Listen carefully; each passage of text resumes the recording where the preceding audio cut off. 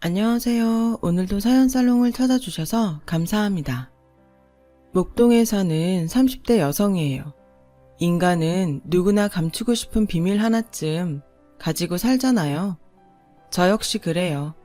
저에게는 남모를 과거가 있거든요. 태어나자마자 시설에 버려진 저는 어린 시절 내내 고아원 아이라 불리며 살아야 했어요. 저에게 상처를 입혔던 건 철없는 아이뿐만이 아니었죠.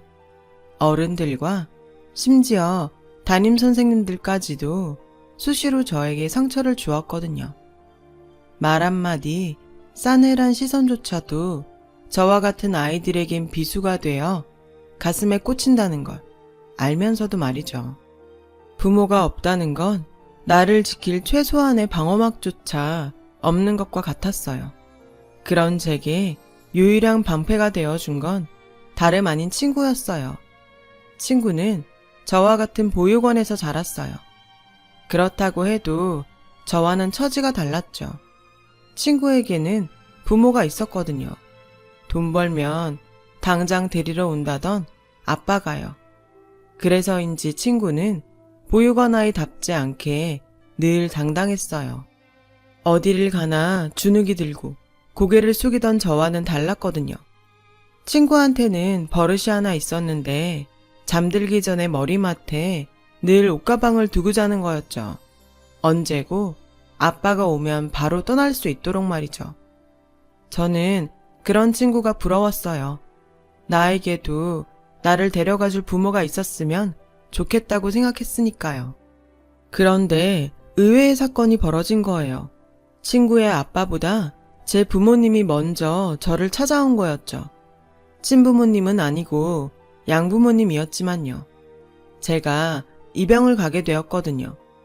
이미 초등학교에 들어간 아이가 입양이 되는 건 흔한 일은 아니었어요. 다들 입양을 쉬쉬하는 터라 주로 갓난 아기를 원했으니까요. 그런데도 제 양부모님은 9살이던 저를 입양하셨던 거죠. 저희 입양 소식을 들은 친구는 마치 세상이 무너진 것처럼 울었어요. 처음엔 저랑 헤어지는 게 슬퍼서 우는 줄 알았는데 그게 아니더라고요. 인영아, 우리 아빠가 나 데리러 안 오면 어떡하지? 그럼 나는 평생 여기서 살아야 되잖아. 이젠 너도 없는데 나 혼자 어떡해?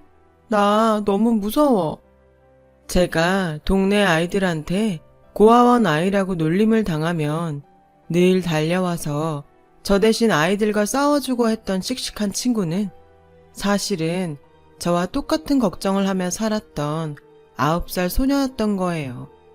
하루하루 두 주먹을 꽉 쥐고 간신히 버텨오던 아이였을 뿐인데 저는 그걸 몰랐던 거죠.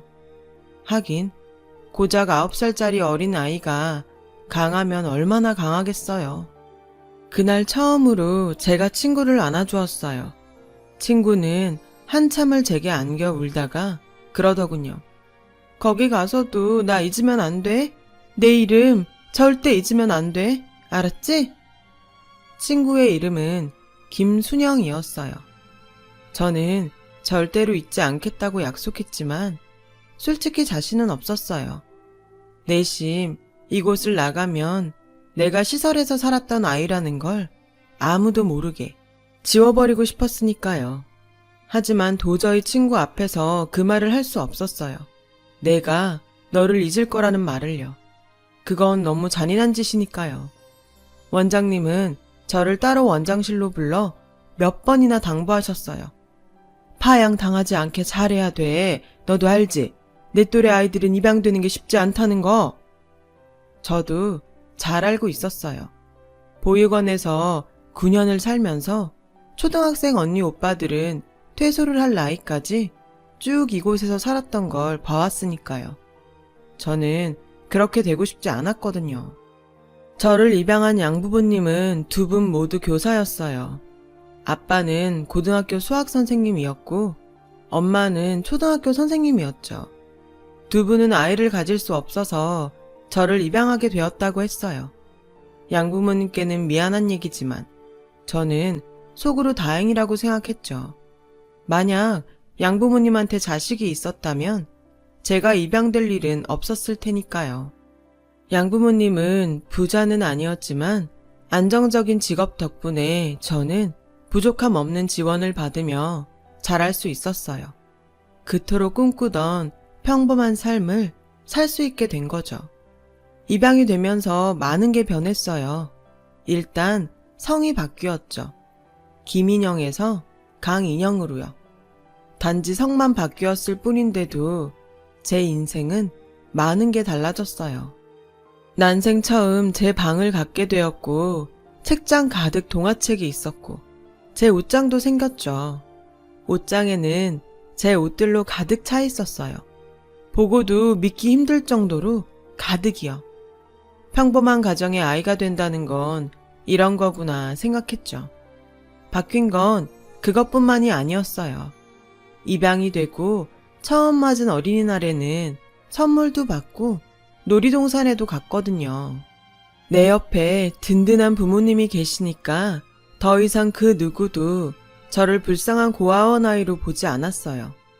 부모님이 옆에 계시니 사람들 앞에서 주눅들 이유도 없었고요.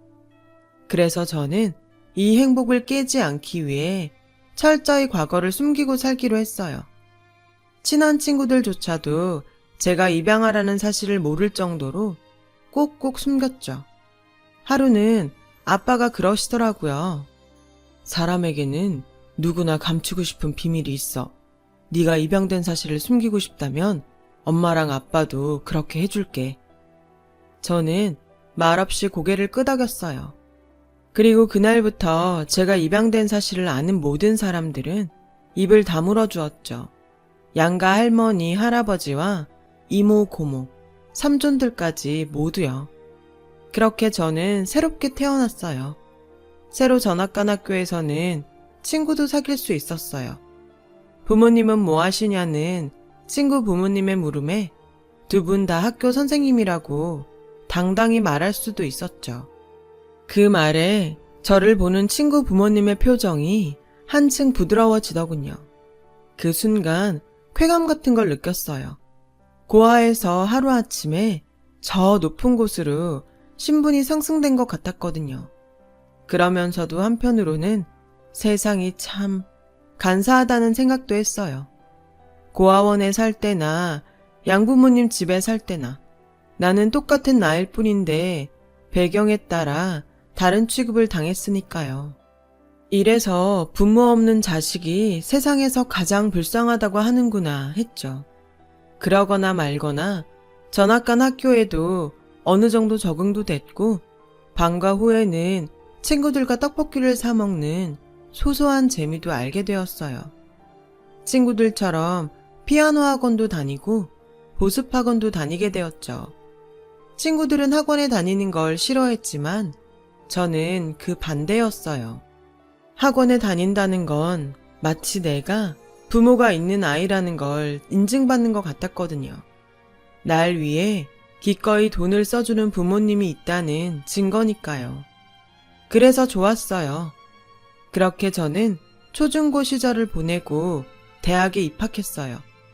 양부모님처럼 교사가 되고 싶어서 K대 영어교육학과에 들어갔죠. 소위 말하는 명문대에 입학을 하고 보니 양부모님도 좋아하셨지만 무엇보다 제 입양을 반대했었던 친할머니가 무척 좋아하셨어요. 당신 아들을 닮아 제가 똑똑한 거라며 그제야 저를 손녀딸로 인정하시더군요. 친할머니의 손녀딸이 되기 위해 죽어라 공부한 건 아니었지만 내 힘으로 인정받았다는 사실에 약간의 성취감도 느낄 수 있었어요. 대학을 졸업한 다음 해에 저는 임용고시에 붙어서 교사 임용이 되었어요. 지금의 남편과는 고시생 시절에 노량진 학원가에서 만나 사귄 지 3년 만에 결혼을 하게 되었고요. 물론 남편과 시댁에는 제가 입양하라는 사실은 비밀로 했어요. 어차피 가족 외에는 제 과거를 아는 사람은 없었기 때문에 굳이 말할 필요가 없다고 생각했거든요. 세상에 비밀은 없다는 걸 그때 알았다면 그러지 않았을 텐데 말이에요.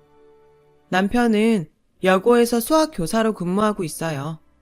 아빠랑 전공이 같아서 그런지 장인과 사위가 그렇게 친할 수가 없어요. 시험 문제 출제 기간이 다가오면 서로 정보도 공유하는 것 같더라고요.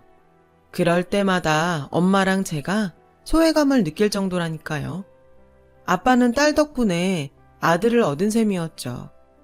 남편이 우리 집에서 사랑받는 만큼 저 또한 시댁에서 사랑을 받았어요. 딱 한 사람, 시누이한테만 빼고요.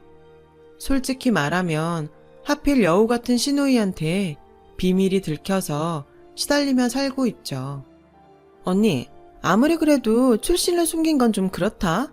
하긴 언니가 입양아인 거 알았으면 우리 엄마 성격에 가만히 있었겠어? 당장 그 결혼 파토지. 내가 입만 다물면 언니도 좋고 우리 집도 조용하고 다 윈윈이네. 그래서 말인데 언니, 나 재준 씨랑 4박 5일 괌 여행 가려는데 언니가 엄마 좀 설득해줘요. 할 수 있죠? 이 여우 같은 게 어찌나 사람을 알차게 부려먹는지 그놈의 언니 소리만 들어도 치가 떨릴 지경이에요. 문제는 이 지옥 같은 생활을 앞으로도 수십 년은 더 해야 한다는 거죠. 시부모님이 돌아가시기 전까지는 시누이 입에 제 인생이 달려 있으니까요. 차라리 처음부터 밝히고 결혼을 하는 거였는데 제가 바보 같았어요. 그런데 사람이 죽으란 법은 없다더니 의외의 복병이 생겼지 뭐예요. 어릴 때부터 가문의 영광이라 불리며 엘리트 코스 제대로 밟아 검사까지 된 시동생이 뜬금없이 결혼을 하겠다며 여자를 데려왔는데 그 여자가 글쎄 화류계 출신이라지 뭐예요. 시누이 말로는 강남에서 유명한 템프로였다는 소문도 있고 홍대 유명 클럽 마담이라는 소문도 있는 여자였죠.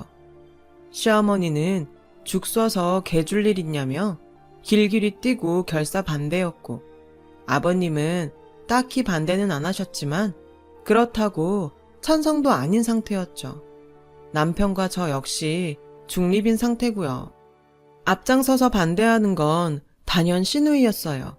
그 여우 같은 게 그동안 오빠들한테 삥 뜯는 재미로 살았는데 큰 돈줄이던 작은 오빠가 결혼을 한다니 똥줄이 탔겠죠. 거기다 만만찮은 화류계 올케라니 왜 안 그렇겠어요? 저처럼 자기한테 큰 약점을 물린 상황이라면 모를까. 예비시댁에 첫 인사 온 날 시댁 식구들 앞에서 제 입으로 화류계 출신이라고 당당히 밝힐 정도의 사람인데 어디 약점 캐내기가 쉽겠어요? 그러니 시어머니 등에 업고 그렇게 반대를 하는 거죠. 아무튼 예비동서 덕분에 저는 요즘 살맛이 난답니다. 그 여우 같은 시누이가 저를 지 편을 만들려고 그렇게 알랑방구를 뀌지 뭐예요. 언니, 아무리 학교 선생님이라지만 스카프로 봄 분위기 정도는 내도 되잖아요. 이거 어제 엄마랑 백화점 갔다가 올케 언니 생각나서 하나 샀어요. 좀 비싸긴 한데 그래도 우리 올케 언니한테 딱 어울릴 것 같아서 질렀죠 뭐. 참, 내가 그 말 했었나? 언니는 보면 볼수록 사람이 단아해요. 왜 술집 여자처럼 천박하고 드세고 그런 여자들이랑은 천지 차이라니까. 누구처럼 말이지. 그래서 말인데 언니도 그 여자 반대죠? 아주 생전 안 하던 선물 공세까지 해가며 살살 녹이는데 이래서 남편이랑 시동생이 그렇게 시누이한테 지갑을 털려왔구나 싶더라니까요. 하지만 지난 2년간 시누이한테 옴팡지게 당해온 저로서 이렇게 쉽게 넘어가 줄 수는 없죠. 이참에 저도 어느 쪽이 나한테 유리한지 계산기 좀 튕겨봐야겠다고 생각했어요. 그래서 예비동서를 만나보기로 했죠. 약속 장소에 나가보니 예비동서는 아직 도착을 안 했더라고요. 나 같으면 손윗동서를 만나는 자리라면 먼저 나와 기다렸을 텐데 예상대로 만만치 않은 사람이다 했어요. 그렇게 20분 정도 지났을까요? 이미 약속 시간도 지났는데 여전히 코빼기도 보이지 않더라고요. 그래서 막 전화를 하려는데 밖에서 시끄러운 소리가 들렸어요. 전면창으로 고개를 빼고 봤더니 글쎄 예비동서가 주차장에서 덩치 큰 남자랑 싸우고 있지 뭐예요. 달려나가 보니 주차 문제로 다투는 것 같았어요. 남자가 차를 비스듬하게 세워놔서 주차 공간을 2칸이나 차지하고 있었고, 마침 주차장이 꽉 차 있어서 마땅히 주차할 곳을 못 찾던 예비동서가 그 남자 번호로 전화를 걸어 불러냈던 모양이었어요. 용무 중에 불려나온 남자는 오히려 예비동서한테 큰 소리를 쳤고, 그 바람에 빈정이 상한 예비동서가 맞서서 싸움으로 번진 거였죠. 아저씨가 이 주차장 전세 냈어요? 다들 한 칸씩 사용하는데 왜 혼자만 2칸이나 차지해요? 주차를 못하겠으면 관리인한테 발렛을 맡기든가 아니면 제 까닥 차를 빼주던가. 예비동서는 험악한 표정의 남자 앞에서 목에 핏대까지 세워가며 맞서더라고요. 남자는 당장이라도 한 대 칠 기세였고요. 겁이 난 저는 냉큼 달려들어 예비동서를 잡아 끌고는 그냥 사과하고 끝내라고 했어요. 그랬더니 예비동서가 황당하다는 표정으로 제게 그러더라고요.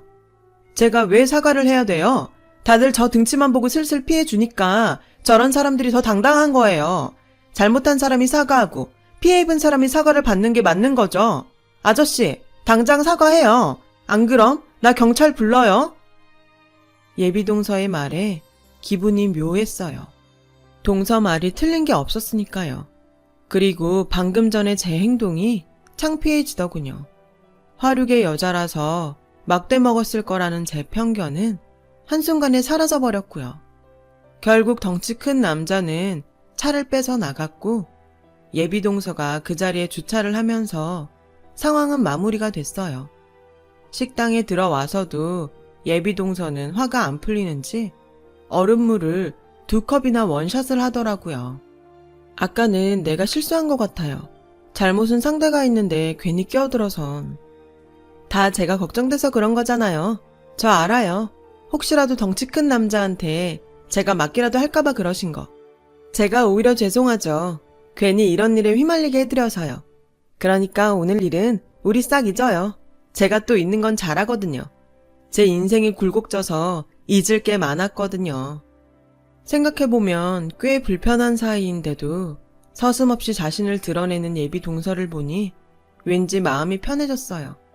이런 사람이랑 동서지간으로 살면 눈치도 안 보고 맘 편히 지낼 수 있을 것 같았죠. 난 찬성이에요. 이 결혼 찬성한다는 말 하려고 불렀어요. 물론 어머님께 허락받는 거 힘들겠지만 그래도 나도 옆에서 도울게요. 얼마나 힘이 될지는 모르겠지만. 그렇게 우리는 한편이 되었어요. 그날 예비동서와 저는 자리를 옮겨 맥주도 한잔하면서 신나게 수다도 떨었죠. 얘기를 하면 할수록 예비동서가 더 마음에 들더라고요. 그리고 그 주 주말 신우이가 연락도 없이 어머님을 앞세워 집으로 찾아왔어요. 말로는 지나다 들린 거라고 하지만 딱 봐도 신우이가 일부러 어머님을 닥달해 저희 집까지 온 게 분명했어요. 신우이는 아슬아슬하게 줄타기라도 하듯 저를 협박하더군요. 언니도 알다시피 작은 오빠가 그런 여자랑 결혼한다는 게 가당키나 해요? 그러니까 우리라도 나서서 이 결혼을 막아야죠. 혹시 모르잖아요. 그 여자한테 우리가 모르는 출생의 비밀이라도 있는지. 우리 집안에 화륙의 며느리가 웬 말이야? 큰올케처럼 교육자 집안에서 곱게 자란 사람이라면 또 모를까. 안 그래요, 언니? 신우이의 요망한 입에서 말이 나올 때마다 저는 심장이 타들어가는 것 같았어요. 신우이는 이런 상황을 즐기며 제 눈치를 슬슬 살폈죠. 어머님은 이런 대치 상황을 모르셨지만요. 그러니까 큰올케가 작은 오빠 좀 구슬려 봐요. 작은 오빠가 언니 말이라면 잘 듣잖아요. 그래 줄 거죠? 그러겠다는 제 대답을 듣고서야 신우이는 어머님을 모시고 돌아갔어요. 그날 밤 저는 잠을 이룰 수 없었어요. 마음은 예비동서한테 가 있지만 제가 살자면 신우이 쪽에 붙어야 하니까요. 마음을 정하지 못한 채 시간은 흘렀고 그러던 어느 날 시동생이 전화를 했더라고요. 오랜만에 맥주 한잔 하자고요. 만나기로 한 호프집으로 가보니 시동생과 예비동서가 와 있었어요.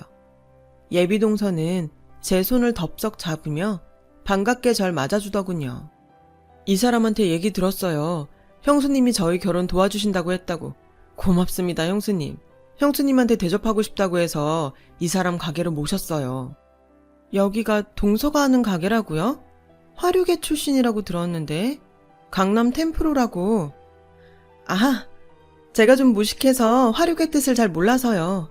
술 장사하면 다 화류계인 줄 알았죠. 안 그래도 그 일로 정민 씨한테 혼났어요. 괜히 그딴 소리를 해서 어머님이 오해하신다고.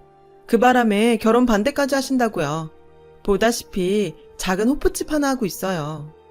형이랑 아버지는 여기 와보셨어요. 아버진 종종 들러서 맥주 한 잔씩 하고 가신다더라고요. 이 사람이 사람을 끄는 매력이 있거든요. 저도 그 매력에 끌려서 이렇게 됐고. 시동생이 예비동서를 만나게 된 건 검사가 되고 맡은 첫 재판에서 패소한 날이었대요. 평생 수제소리만 듣고 살았던 시동생한테는 첫 실패가 꽤 썼던 모양이에요. 딱히 불러낼 친구도 없을 정도로 앞만 보고 달렸던 시동생은 발길이 닿는 대로 걷다가 이 가게에 들어서게 되었고, 예비 동서가 혼자 술을 마시는 시동생 말벗이 되어주었던 거죠. 처음 만난 사이인데도 마치 전부터 알고 지내던 사이인 것처럼 편하게 대화를 나눌 수 있었대요. 툭툭 내뱉는 예비 동서의 말 한마디에 왠지 위로를 받을 수 있었다더군요. 형수님도 아실 거예요. 저 연수원 시절부터 어머니 등살에 내노라는 집안 여자들이랑 선봤던 거요. 다들 예쁘고 똑똑하고 집안도 좋았죠. 근데 제가 원하는 결혼 생활은 따로 있었어요. 형이랑 형수가 연애하던 시절부터 결혼해서 사는 지금까지 저 다 봤잖아요. 친구처럼 스스럼 없이 다투고 서로 기대면서 살아가는 모습 보면서 나도 저렇게 살고 싶다고 생각했어요. 적어도 집에서만큼은 내 모습 그대로 편하게 살고 싶거든요. 순영이랑은 그렇게 살 자신이 있어요. 전 그동안 참고 감추고 티 안 내고 사는데 익숙했는데 이 사람은 다르거든요. 형수님도 아시겠지만 순영이는 솔직한 사람이잖아요. 사귀기로 한 첫날 저한테 그러더라고요. 자긴 어려서 아빠한테 버림받고 시설에서 자랐다고요. 데리러 온다는 말만 믿고 늘 머리맡에 옷가방을 싸놓고 기다렸는데 시설을 나가는 날까지도 오지 않았대요. 억울한 마음에 만나서 욕이라도 실컷 해주려고 정착급 받은 걸로 흥신소에 맡겨서 찾았대요. 얼마나 잘 사나 보려고 찾아가 봤더니 대장암 말기로 오늘 내일 하고 계셨대요. 아버님은 죽을 날 받아놓고 딸내미 찾는 게 미안해서 연락을 안 하셨던 거고요. 만나고 한 달도 안 돼서 아버님은 돌아가셨고 순영인 다시 혼자가 됐고요. 이 호프집이 아버님이 하시던 가게예요. 시동생이 얘기를 듣고 참을 수가 없었어요. 그동안 잊고 살았던 그 이름이 떠올랐거든요.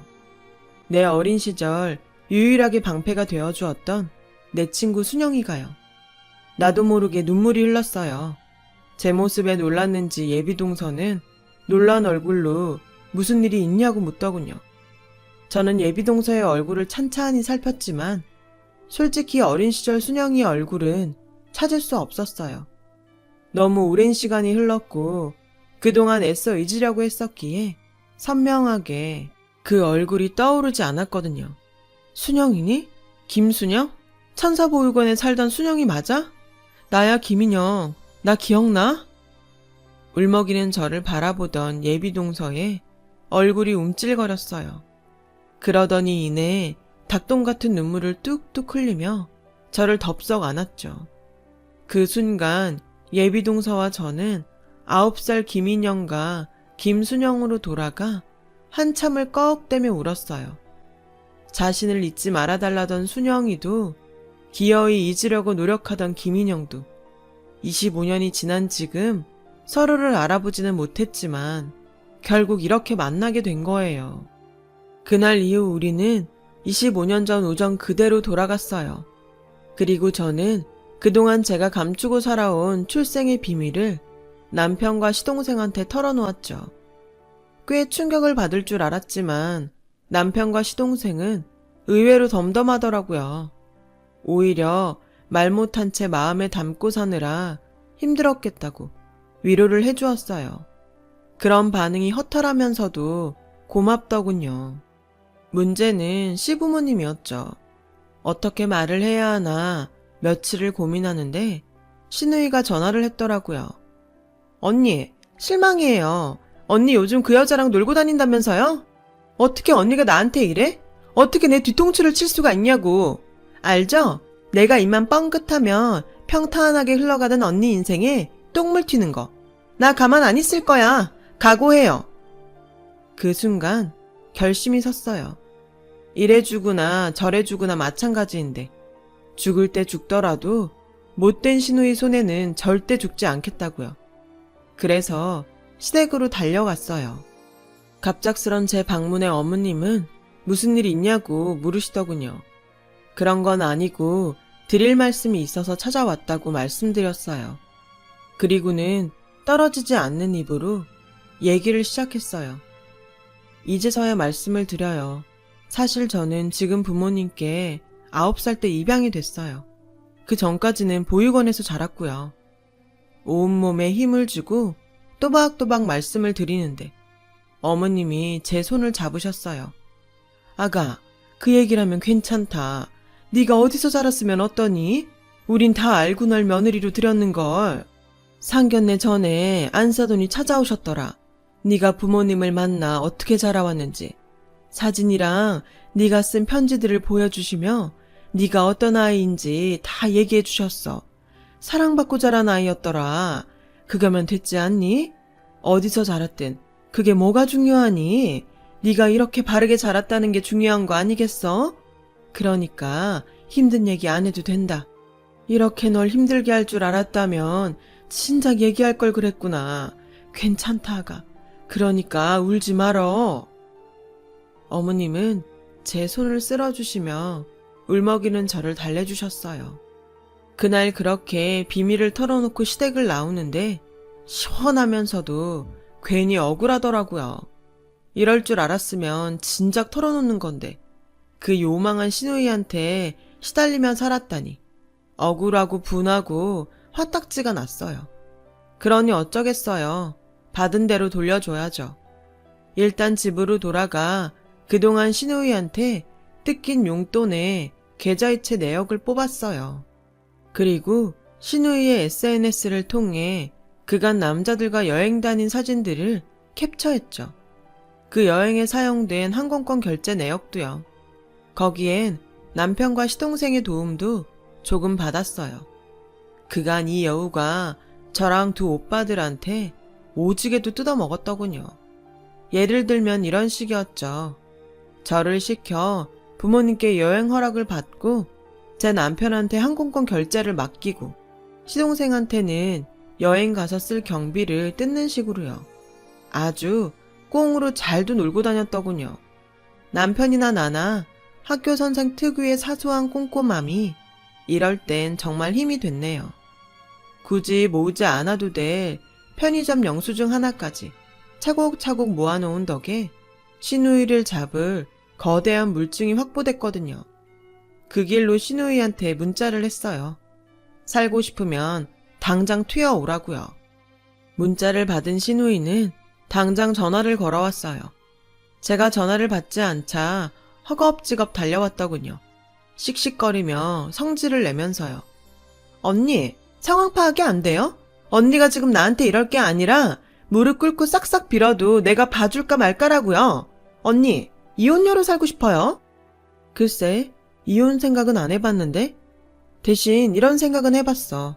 애지중지 키워온 딸내미가 알고 보니 상습 협박범에 사생활이 문란한 애였다는 걸 부모가 알게 되면 어떻게 될까? 철철이 남자 바꿔서 해외여행 다니며 호텔에서 남자랑 자고 다니는 너 같은 애 말이야.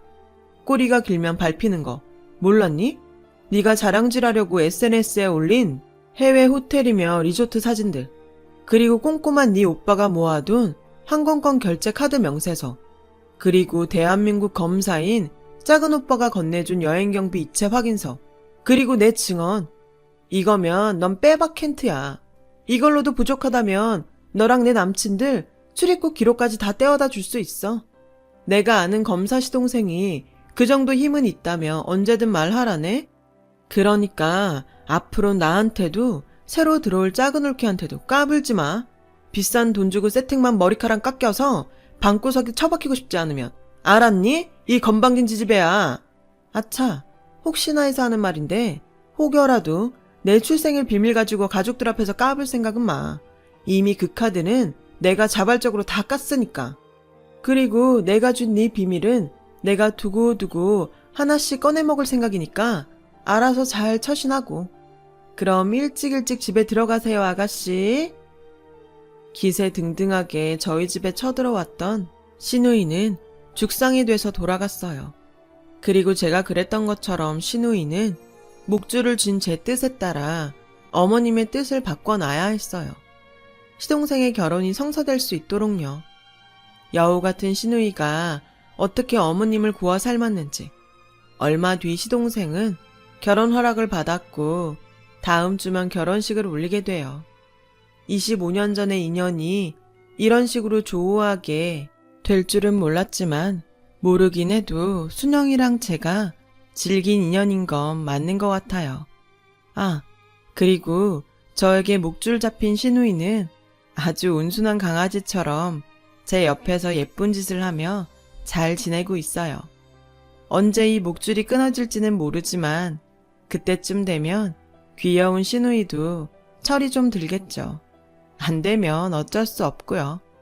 저도 지금보다 더 당당하게 제 자신을 돌보며 살아보려고 합니다. 따뜻한 부모님과 가족들이 사랑으로 저를 치유해 주었으니까요. 여러분의 삶에도 따뜻한 인연들이 많기를 바랍니다. 제 사연을 들어주셔서 감사드려요. 여러분, 사연 댓글에 응원과 현명한 조언 부탁드려요. 좋아요와 구독은 저에게 큰 힘이 됩니다. 오늘도 좋은 일 가득하세요.